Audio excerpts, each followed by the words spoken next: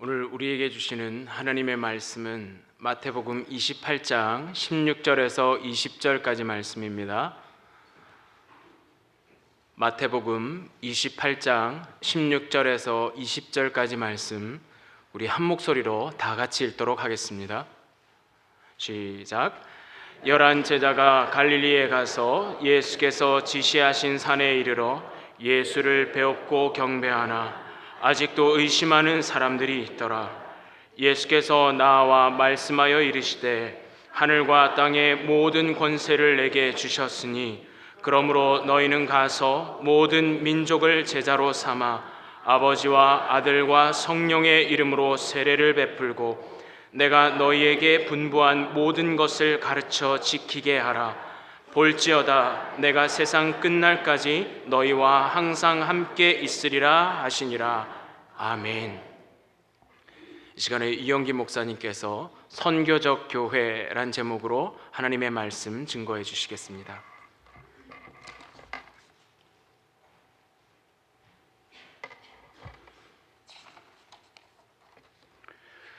한국은 전통적으로 유교 문화권이죠. 그래서 효가 가장 우선됩니다. 효를 우선하는 것이 어느 정도인가 하면 젊은 부부가 자기 부모 앞에서 자기 아기를 이쁘다고 표현하면 안 됩니다. 왜냐하면 우선순위가 효가 먼저이기 때문에 내 자식 사랑한다고 표현하는 게 불경하다고 생각을 하는 거예요. 아주 젊으신 분들은 이해가 안 갈지 모르지만 왕년엔 그랬습니다. 그런데 이 부모를 공경하는 것은 사실은 우리 성경에도 있죠. 십계명에도 내 부모를 공경하라고 했습니다. 자, 부모를 공경하고 기쁘게 하는 것. 여러분 자기 부모님을 참 기쁘시게 한 그런 경험이 있으신죠? 어머니 날, 아버지 날 챙겨서 또 생신이나 명절 때 찾아뵙고 선물도 드리고 식사도 대접하고 용돈 드리는 거 다 좋습니다. 그러나 부모로서 자녀로 인해 가장 기쁠 때는 언제냐? 부모를 진심으로 사랑해 줄 때, 그죠? 그리고 부모가 원하는 그 선하신 뜻을 따라 살아갈 때 그 자녀는 부모를 기쁘시게 합니다. 자녀가 정말 사람답게 살아드리는 것, 몸과 마음이 건강하고 의미 있는 삶을 사는 겁니다. 또 자신과 다른 사람에게 유익한 삶을 사면 부모에게는 사실 가장 큰 기쁨이 되는 것이죠. 자, 우리 주님의 빛 교회 사명 선언이 있던데요. 뭔지 기억하세요? 주님의 빛 교회는 제자 되고 제자 되게 하는 사랑과 믿음의 공동체를 추구한다. 그래도 이게 한꺼번에 안 된다는 건 아신 것 같아. 추구한다 이랬으니까. 네. 그러면 누가 예수님의 제자인가? 간단해요. 예수님을 정말 사랑하고 그분이 맡겨주신 일을 성실히 감당하면 그게 제자의 삶입니다. 그렇게 제자가 되려고 하면 예수님을 온전히 믿고 따라야 되겠죠. 여러분, 우리 예수님께서 늘 살아계시고 늘 나와 함께한다 분명히 믿으세요? 옆 사람 아멘 하니까 그냥 따라서 하지 마시고 그런데요, 그렇게 믿고 그렇게 예수님을 믿고 살려고 애쓰던 사람들도 간혹 믿음이 흔들리기도 합니다. 심지어는 제자도 의심할 때가 있었어요. 오늘 16절 17절 보면 이제 그 내용이 그렇습니다. 예수님께서 이제 예고하신 대로 십자가에 죽으시고 그리고 사흘 만에 부활하셨어요. 그리고 40일 동안 이 땅에 계시면서 여러 차례 제자들에게 나타났습니다. 제일 먼저는 그래도 항상 보면 여자들이 용감한 것 같아. 막달라 마리아와 여자들이 새벽에 예수님 무덤에 가서 살아계신 부활하신 주님을 만나게 됐죠. 또 주님 돌아가셨다고 낙심해서 엠마오로 가던 두 제자 앞에 예수님이 부활하셔서 나타나셨습니다. 그래가지고 이들이 너무 놀라서 주님을 만나고는 다시 되돌아갔죠. 예루살렘에 되돌아가서 제자들에게 말했습니다. 그런데 여자들의 말도 이 엠마오로 가던 제자들의 말도 이 11 제자가 믿지를 못한 거예요. 왜? 예수님의 말씀을 우습게 생각해서 그랬을까요? 그건 아닐 거예요. 그러나 부활이라는 것은 사실 너무 생소한 거예요. 일반 상식, 이 자연의 이치와 맞지 않습니다. 그렇지만 실제로 예수님께서는 이 공생애를 사시면서 3차례 정도 죽은 자를 살린 적이 있으십니다. 그 회당장 야이로의 딸 죽었다가 살렸죠. 또 나인성의 과부 상여를 메고 나가는데 주님이 그를 살려주셨습니다. 또 그리고 유명한 나사로 사건, 무덤에 누인 지 나흘이 지나 냄새가 나는데도 그를 살려주었어요. 자, 이 부활의 능력이 주님께 있다. 그리고 실제적으로 부활케 하는 그것을 제자들에게 보여주셨습니다. 그래도 사람의 고정관념이라는 게, 선입견이라는 게 참 깨기가 어려운 것 같아요. 이 부활을 목격한 여자들의 말, 그리고 엠마로 가던 제자들의 말을 믿지 못했던 그 제자들을 위해서 이제 부활하신 예수님께서 제자들에게 직접 나타나셨습니다. 이 내용이 누가복음 24장 36절 43절 나오는데요. 한번 띄워주시면 우리 한번 읽도록 하겠습니다. 기왕이면 한 절씩 읽으십시다. 제가 먼저 읽겠습니다. 이 말을 할 때 예수께서 친히 그들 가운데서 이르시되 너에게 평강이 있을지어다 하시니 그들이 놀라고 무서워하여 그 보는 것을 영으로 생각하는지라. 예수께서 이르시되 어찌하여 두려워하며 어찌하여 마음에 의심이 일어나느냐. 내 손과 발을 보고 나인 줄 알라. 또 나를 만져보라. 영은 살과 뼈가 없으되 너희 보는 바와 같이 나는 있느니라. 이 말씀을 하시고 손과 발을 보이시나 그들이 너무 기쁨으로 아직도 믿지 못하고 놀랍게 여길 때 이르시되 여기 무슨 먹을 것이 있느냐 하시니 이에 구운 생선 한 토막을 들으니 받으사 그 앞에서 잡수시더라. 여자들에게, 엠마로 가던 제자들에게 전해 듣고 그래도 못 믿으니까 예수님이 직접 나타나셨어요. 그걸 보고는 뭐라고 생각했다고요?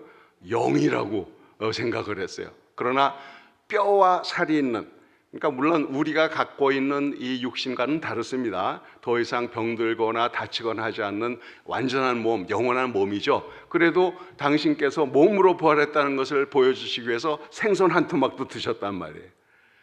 자, 이렇게 확실히 보여주셨는데, 사실 처음 제자들에게, 고전에도 이제 처음 제자들에게 나타난 적이 있었는데요.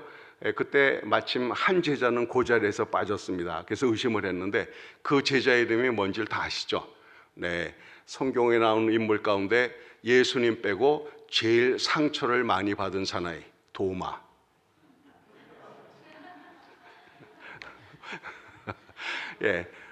이 도마가 자기는 그 예수님의 손가락, 옆구리, 그 못자국, 창자국 만져보지 않고는 믿지 못하겠다. 이거를 위해서 예수님이 직접 나타나셔서 그 몸을 보이시면서 믿는 자가 되라, 이렇게 말씀하신 겁니다. 자, 이렇게 여러 차례 부활하신 주님께서 제자들에게 나타나셨고, 하늘로 올라가시기 전에, 승천하시기 전에 제자들에게 마지막 부탁, 당부를 하기 위해서 갈릴리 어떤 산으로 오라, 이렇게 명령을 하신 거예요. 그래서 부활하신 주님을 자기들 눈으로 직접 뵙고 또 그 명령을 따라 갈릴리 지시한 산으로까지 왔습니다. 자, 이 정도 됐으면 분명한 믿음이 있었어야 될 것 같아요. 그런데 오늘 17절 뭐라고 말합니까? 예수를 배웠고 경배하나 아직도 어떻게 해요? 의심하는 사람들이 있더라. 11제자 중에 얘기입니다. 이게 참 어떻게 보면 인간 믿음의 한계인 것 같아요.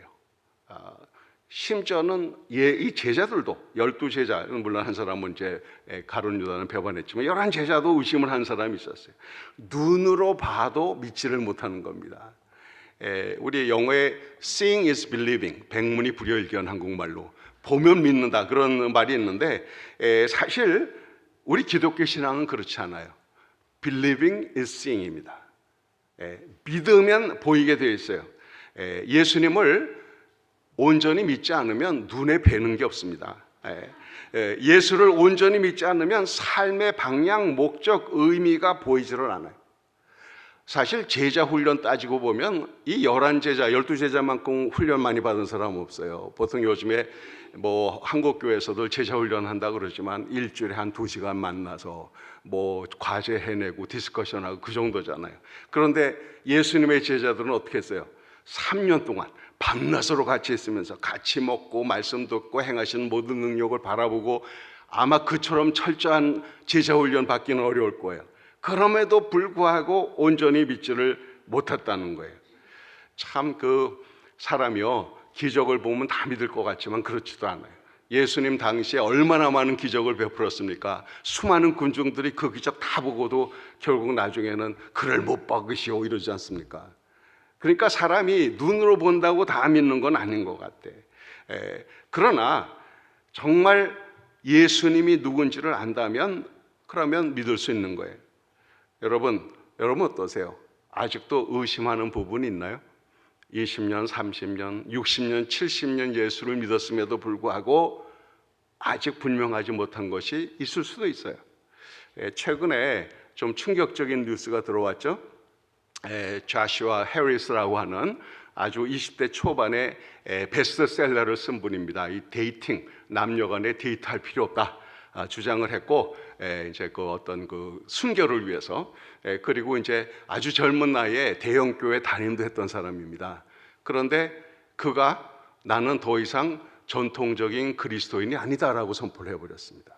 여러분 혹시 아시나 모르겠어요. 또 저기 그 마리 샘슨이라고 오스트랄리아 힐송 있죠. 힐송 교회 그 찬양 리더였는데 오랫동안 했습니다. 그 양반도 나이는 더 이상 믿지 못하겠다 이렇게 선포를 했어요. 뭐 이것에 대해서 뭐 어떤 사람들은 그러니까 믿지 않는 사람들은 그럼 그렇지 예수 믿는 게 그렇지 하고 이제 환영하는 사람도 있고요. 또 전통적인 믿음을 가진 사람들은 되게 비난도 하는데, 저는 이게 정말 뭐랄까요, 정직한 하나의 과정이기를 바랍니다. 사실요, 우리 예수님은 우리의 의심보다 크시고 우리의 절망보다 크시고, 그렇죠? 우리의 슬픔이나 불행보다 크신 분이 예수님입니다. 그 의심한다는 것이 안 믿으려고 작정해서 의심한 게 아니라 정말 잘 믿어보려고 하는데 생기는 의심일 수 있거든요. 그거에 대해서는 주님께서는 얼마든지 확인을 주세요. 도마가 내 그 손가락 그 옆구리 만져보지 않고는 못 믿겠다 하니까 나타나서 만져봐라 그러는 거 아니시겠어요? 그러니까 중요한 거는 잘 믿는 사람도, 정말 평생 주님을 위해서 살고자 했었던 사람도 때때로 의심의 골짜기를 지날 수 있다는 거. 그거를 너무 아닌 척하고 이렇게 체면 내주는 내가 이렇게 했는데 하고 가장을 하기 시작하면 문제가 생겨요. 차라리 자기의 의심의 상태를 고백하고 주님 앞에 내놓고 또 사랑하는 교우들과 함께 나 이런 부분들이 잘 이해가 안 간다. 지금까지 이렇다고 믿었는데 왜 이게 이런지 참 요즘엔 참 고민스럽다. 얘기하고 합심해서 한번 기도해 보세요. 분명히 주님께서 의심을 넘어서는 더 놀라운 믿음을 주실 겁니다. 그래서 중요한 것은 아무리 제자라도 의심의 단계가 있을 수는 있다는 거. 자, 그런데 그러한 제자들에게 예수님이 나타나셔서 하신 말씀이에요. 18절에 예수께서 나와 말씀하여 이르시되 하늘과 땅의 모든 권세를 내게 주셨으니, 하늘과 땅의 모든 권세, 돌아가는 이치, 돌아가게 하는 능력, 모든 권세가 예수님께 있다는 거예요. 그러니까 왜냐하면 모든 피조물들은 예수님을 위해서 창조됐고 그의 영광을 나타내는 하나의 표현입니다.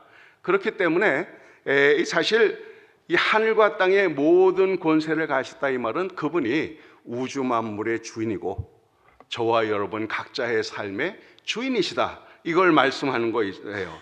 그래서 그분을 주님으로 섬기고 그분께 온전히 순종하면 하늘과 땅의 모든 권세, 그분이 가진 권세가 어떻게 돼요? 우리에게 부어준다는 거예요. 그 얘기입니다. 그러므로 이 제자들에게 맡겨진 일을 할 수 있도록 주님은 능력도 주세요. 의심도 넘어서고 자기의 연약함도 넘어서는 그 능력을 제자들에게 부어주신다는 거예요. 자, 그러면 그렇게 하늘과 땅의 모든 곳에 가신 분이 우리에게 주어진 일, 우리가 정말 그분을 기쁘시게 하는 일이 뭐냐? 자, 저는 이 교회는 선교를 위해서 존재한다고 믿는 사람입니다. 오늘 그 19절 20절입니다. 그러므로 너희는 가서, 그죠? 모든 민족을 제자로 삼아 아버지와 아들과 성령의 이름으로 세례를 주고 내가 너에게 분부한 모든 것을 가르쳐 지키게 하라. 볼지어다 내가 세상 끝나기 전에 항상 함께 하리라 라고 말씀을 하셨습니다. 그래서 이 선교라는 것은 교회의 여러 가지 활동, 여러 가지 일 중에 하나가 아니라고 저는 생각을 해요. 교회는 선교를 위해서 존재한다. 자, 한번 물어보십시다. 우리 주님의 빛 교회는 선교적 교회입니까? 아니면 선교를 꽤 많이 하는 교회입니까? 이거 분명히 차이가 있어요. 물론 제가 와서 놀랬던 것 중에 하나는 여러분 가운데는 2주씩이나 자기 시간을 내서 선교지를 방문하고 정말 단기지만 선교하고 오신 분들이 있더라고요. 웬만한 교회가 일주일도 가기 힘든다. 그런 면에서는 상당히 선교를 많이 하는 교회인 것은 사실이에요. 그러나 선교적인 교회냐라는 질문은 또 다른 이야기입니다. 그러면 선교적 교회라는 의미는 뭔가? 그거는 교회가 선교적인 사명으로 산다는 거예요. 그럼 뭐가 교회입니까? 건물이, 조직이 바로 여러분들이, 교우들이 교회거든요. 그 얘기는 다시 말해서 교인의 대다수가 선교적인 사명으로 살아야 진정 선교적인 교회가 될 수 있다. 그런 얘기입니다. 한국에서 얼마 전에 한동안 유행하던 말이 있어요. 4.5정 5.6도 혹시 들어보셨어요? 45세가 정년이고 56세가 돼도 퇴직을 안 하면 도둑놈이다. 5.6도 그겁니다. 그러다 보니까 체감 정년이 38세 돼요. 38세쯤 되면 야 이제 나 곧 있으면 몇 년 있으면 저기 명퇴 은퇴해야 되는데라고 이제 겁을 먹기를 시작한다는 거예요. 그래서 한국에 물론 뭐 요즘은 이제 하도 고령화 시대가 되니까 좀 달라졌을지 모르겠습니다만 몇 년 전만 하더라도 평균 은퇴 연령이 53세랍니다. 그러니까 아직 상당히 건강한 나이에 할 일 없어지니까 공원으로 산으로 나돌아다니는 거예요. 물론 뭐 은퇴하면서 받은 퇴직금이 조금 있을 수 있어요. 그러나 창업을 하기엔 너무 겁나는 거예요. 창업했다가 그 있는 돈까지 다 날리는 사람이 많다 보니까 이게 전전긍긍합니다. 사실 아직 건강하고 활동할 수 있는데 이 환경 때문에 제약을 받는다. 참 불쌍한 생각이 드는 거예요. 사람이라는 것은 일하면서 보람을 느끼잖아요. 자기가 좋아하는 일, 특히 뭐 예술 작품을 만들거나 아니면 사업하는 사람은 자기 사업을 잘 운영하거나 또 혹시 공부하는 사람은 어떤 그 학적인 성취, 열심히 일해서 그것을 얻게 되면 참 보람 있고 기쁘죠. 그런 일을 할 수 있다는 것 자체가 참 감사하고 좋은 일입니다. 그런데 뭐 그렇게 꼭 자기가 좋아하는 일이 아니라도 특히 미국의 이민자로 살면 뭐 자기가 꼭 좋아하는 일만 할 수 있어요. 닥치는 대로 해야지. 그러나 하다 보면 그 일을 통해서 필요한 물질을 얻고 가정을 돌보고 자녀를 양육할 수 있으면 그런 대로 일의 보람을 느낄 수는 있을 거예요. 그렇습니다. 일할 수 있을 때 왕성하게 일하는 것, 이게 보통 인간들의 존재의 기쁨이거든요. 그런데 사람이 일생에 일할 수 있는 시간이 그리 많지는 않아요. 태어나서 첫 한 25년은 양육받고 교육받는 시간이죠. 그 다음부터 일하기 시작한 미국은 보통 한 40년 일하고 65세, 70세 되면 이제 은퇴를 합니다. 그리고 아까 들었지만 한국에서는 그 활동 기간이 20년, 25년밖에 안 되더라고요. 자, 그렇게 짧은 활동 기간 동안 할 수 있는 일이 과연 뭔가? 우리가 추구하는 것이 그냥 자녀 양육하고 편안히 살면 다인가? 그런 일상보다 더 고귀한 삶의 목적은 없는가? 그런 질문입니다. 자, 저희들은 그리스도인이에요. 즉 예수님을 믿고 따르는 사람입니다. 예수님이 우리의 삶의, 내 삶의 주인이시다라고 고백하는 사람들이에요. 그러면 저희같이 제자로 살기 원하는 사람, 예수님을 따르기 원하는 사람들에게 예수님이 기대하시는 것은 과연 뭔가? 사실 예수님께서 12 제자를 부를 때 그 부르심에 자기 생업을 다 팽개치고 예수님을 따르기 시작했습니다. 왜? 자기 생업보다 더 의미 있는 일이 있을 수 있다라고 믿었기 때문에 주님을 따라 나선 거란 말이에요. 그리고 예수님을 따라다니며 보니까 주님께서 정말 놀라운 천국 복음을 증거해 주시고 하나님의 능력을 나타내 주시고 자기 삶으로 모범을 보여주시고 그리고 미리 말씀하신 대로 십자가에 온 인류를 대신하여 죽으시고 또 사망 권세를 깨뜨리고 부활하시고 그리고 승천하시면서 마지막 제자들에게 당부하신 것, 부탁하신 게 있어요. 이게 바로 영어로는 The Great Commission, 그렇죠? 지상명령 혹은 대산명이라고 그러는데요. 오늘 이 본문 말씀이 그 말씀 아닙니까?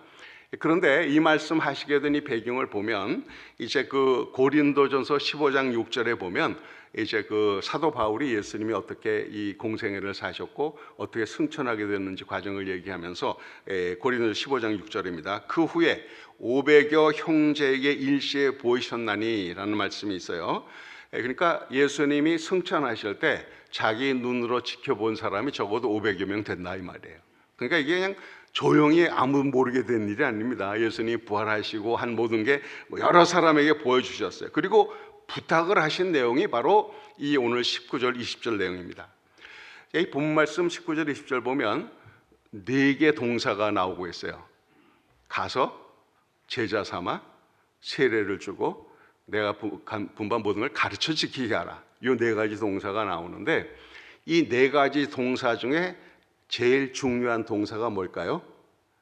어떤 분은 가서 얘기인데 그거 아니고 이 제자 삼는다, 제자 삼으라는 것이 주동사입니다. 나머지는 파티시플, 분사형이라서 주동사를 설명 내지 보조하는 내용인데 제자를 삼기 위해서 모든 민족을 제자 삼기 위해서 가야 되겠죠. 있는 대로 가서 그리고 세례를 주고 삼위의 이름으로 세례를 주고 그 다음에 예수님이 분바 모든 걸 가르쳐 지키게 해야 그래야 정말 제자가 될 수 있으니까 그래서 핵심 단어는 모든 민족을 제자를 삼는 겁니다. 자, 이게 대사명이고 모든 성도, 모든 교회에게 주신 사명입니다. 신학자 브루너는 교회는 사명을 위해 존재한다. 불이 태우기 위해 존재하듯이 라는 말을 말했습니다. 그러니까 그 성질, 그 본성, 교회의 본성은 바로 사명, 이 대사명을 이루기 위해 존재한다. 그런 얘기입니다. 이 불타는 열정으로 반드시 이루어야 할 사명이 있는데 바로 예수님께서 직접 명령하시고 제자들에게 맡겨주신 위임하신 일이에요. 그게 바로 제자 삼는, 모든 민족을 제자 삼는 일입니다. 자, 물론 여기에 순서가 있어요. 자, 예수님이 이제 부활승천하시면서 제자들에게 당부했죠. 오직 성령이 너희에게 계시면 너희가 권능을 받고 예루살렘과 온 유다와 사마리아와 땅끝까지 이르러 내 증인이 되리라 하시니라. 그러니까 하늘과 땅의 모든 권세의 그분이 사명을 주시면서 그 사명을 이루기 위해서 성령의 능력, 성령을 바로 내 안에 계신 성령으로 주신 거란 말이에요. 자, 이건데 순서는 어때요? 예루살렘에서부터 가장 가까운 곳에서부터. 그래서 제가 이제 오랫동안 GP 선교회라고 이제 선교회 이사로 있었고 한때는 이제 이사장도 했었는데요. 거기 있다 보면 이제 새로 선교사가 되기 원하는 사람들을 허입을 위해서 인터뷰하는 게 있습니다. 제가 인터뷰하게 되면 보통 빼놓지 않고 묻는 게 있어요. 당신 주위에 가장 가까운 곳에 제자 삼는 예수 증거해서 그분들이 신앙 안에 클 수 있도록 제자 삼은 사람이 있습니까? 그걸 꼭 묻습니다. 왜냐하면 가장 가까운 곳, 뭐 자기 뭐 남편이나 아내든지 아니면 자녀든지 아니면 뭐 형제 자매든지 아니면 교회 뭐 주위 사람이든지 누군가를 복음을 전해서 그 사람이 예수를 믿게 되고 또 주님을 닮아가는 과정에 이렇게 도움이 되지 않았다면 가까운 곳에서 못한 사람이 땅끝까지 이르러서 되겠어요? 그게 집에서 새는 바가지 나가서도 샌다, 그러잖아요. 그러니까 가장 가까운 곳에서부터 사명으로 살아야 한다는 얘기예요. 여러분, 내가 불치병에 걸렸어. 이제 뭐 다른 방법 없다, 죽는 길밖에 없다 하는데 누가 어떤 약을 소개해 줬습니다. 먹었더니 기적같이 나아버렸네. 그러면 나랑 똑같이 불치병 걸린 사람 그거 죽는 병이야. 그냥 죽어. 그럴 사람 없잖아요. 자기가 먹은 약을 착착같이 소개해 주겠죠. 이거 먹었고 내가 살았다고. 복음이 바로 그런 거예요. 죄와 사망 가운데 죽었던 내가 그 예수 그리스도를 믿고 과거의 모든 죄에서 자유함을 얻고 영생을 얻게 됐고 목적 없이 살던 사람이 참된 목적을 얻게 됐다면 당연히 그 놀라운 복음을 전할 수밖에 없는 거죠. 이건 아주 우리 본성이 그걸 말해주고 있습니다. 이 사명은 나이가 많다고 해서 안 되는 것도 아니에요. 사실 그래요. 은퇴하고 나서 여행도 가고 여가 활동도 하고 취미생활, 운동할 수 있는 체력과 여유가 있다면 당연히 주님의 명령하신 사명을 이룰 여력은 있는 거죠. 그런데 교회 직분 은퇴했다고 그냥 아예 사명에서 은퇴하시는, 그냥 자퇴하시는 분이 있더라고요. 그러면 안 됩니다. 스스로 조기 은퇴하는 것은 정말 어리석은 사람이에요. 제가 이제 액티브 할 때, 담임을 맡고 있을 때 저희 교회에서 제일 나이 많으신 그룹이 이제 에노케였는데요. 이제 좀 지난 이야기입니다만 에노케에서 그분들이 주로 하던 일들이 뭔가 하면 우리 설교 카세트 테이프 만드는 일이었어요. 기억하시나요? 설교 카세트 테이프가 돌던 때가 있었습니다. 카피를 해서 레이블 붙이고 가게에 넣어서 뭐 마켓이나 이런 데 갖다 돌리고 이런 거 그 양반들이 다 하셨단 말이에요. 그러다가 또 뭐 돈을 먹거나 아니면 바자회를 해가지고 그 돈으로 이제 선교가는 저에게 맡겨요. 그래서 제가 중국의 신학교에 이제 신학생을 가르칠 때 거기에 컴퓨터도 사준 적이 있었고, 또 이제 필리핀에 거기 그 페이스 워크라고 대학가에 카페를 하나 만들어서, 왜냐하면 그 필리핀 사람들도 갈 만한 데가 별로 없어요. 젊은들이 모일 만한 데가. 그러니까 캠퍼스 가까운 곳에 이렇게 건물 빌려서 카페를 해주고 와서 커피도 마시고 차도 마시고 이야기도 하고 컴퓨터도 하게 그 공간을 마련해 주면 만나서 복음 전하기가 좋잖아요. 그렇게 해서 한 사람 두 사람 전도해가지고 이제 선교 공부도 하고 그렇게 제자 훈련한단 말이에요. 거기에 필요한 이제 뭐 시설비 이런 것도 그 노인 양반들이 마련해서 주고, 얼마나 보람됩니까? 여기 가까운 교회 가운데 플러턴 장로교회 있죠.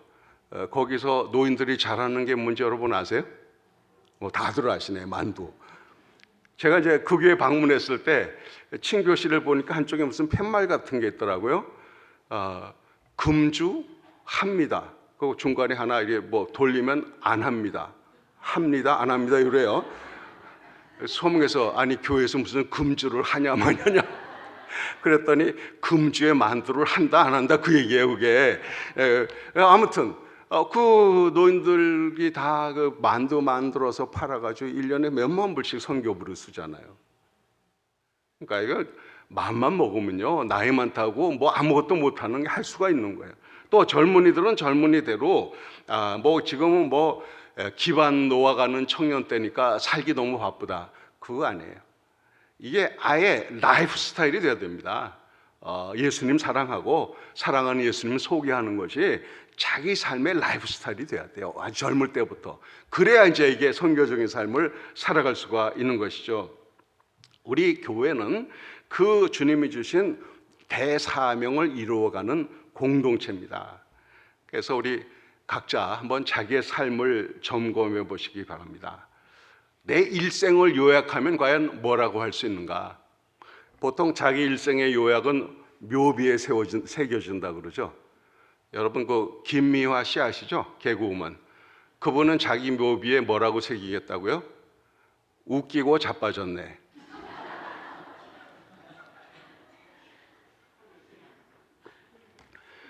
자전적인 에세이지의 그 책의 제목도 그건데요.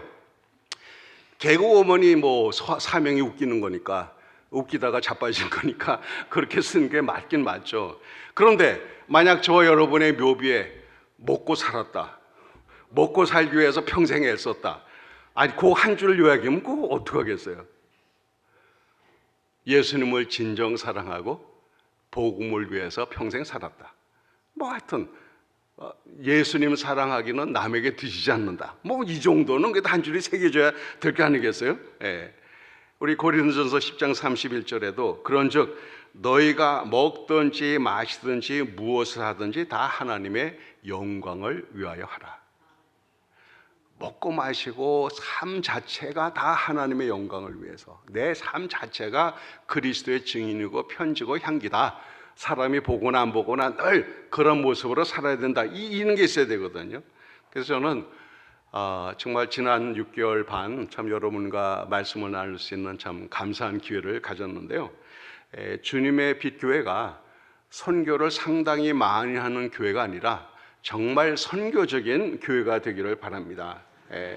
그렇게 하려면 대다수의 교인들이 그 예수님의 제자로서 그분을 사랑하고 그분의 맡기신 일에 각각 충성을 해야 되겠죠.